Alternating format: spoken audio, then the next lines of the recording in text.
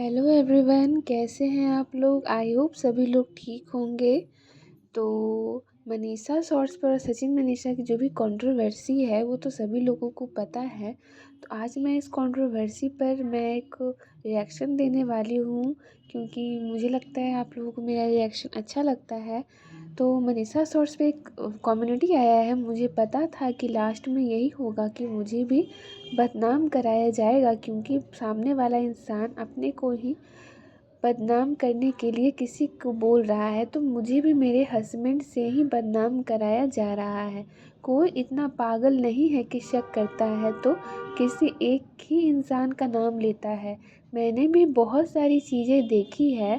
खैर ज़्यादा नहीं बोलूँगी, क्योंकि मुझे धन दौलत का लालच रहता तो मैं इतना सब कुछ नहीं करती। मुझे मेरा ही इंसान चाहिए और उनसे मुझे ही बदनाम कराया जा रहा है। कोई बात नहीं, सबको दिख रहा है और पतिदेव अभी परेशान हैं। शायद इसलिए अब उनको कुछ समझ नहीं आ रहा है कि क्या बोलना है।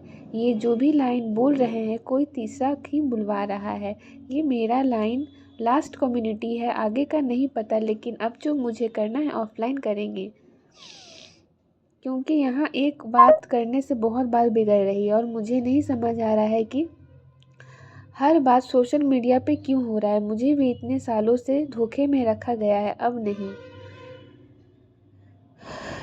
तो देखा गाइस आप लोगों ने, आगे वो लिखती हैं, अगर मेरा रिश्ता ख़राब होगा और मुझे कुछ भी होगा तो इसकी ज़िम्मेदार सिर्फ सामने वाली औरत होगी, क्योंकि इसने मेरा इतने सालों से जीना हराम कर दिया है।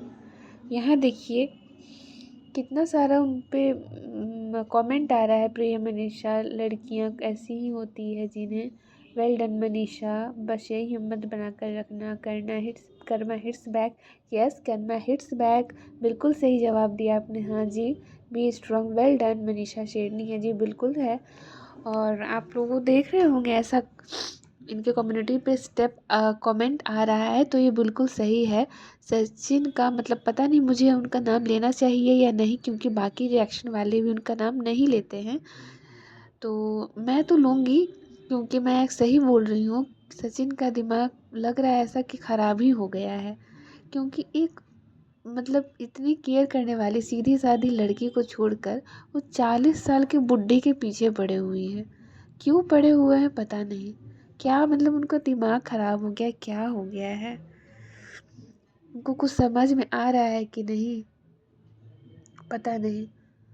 आप सोचिए, लेकिन याद रखिएगा, मुझे लगा था कि मुझे बदनाम किया जाएगा। जी बिल्कुल बदनाम आपको किया जा रहा है, और ज़्यादा बोला जाएगा तो हम भी बहुत कुछ बोल सकते हैं, लेकिन परिवार हमारा ही है इसलिए चुप हैं।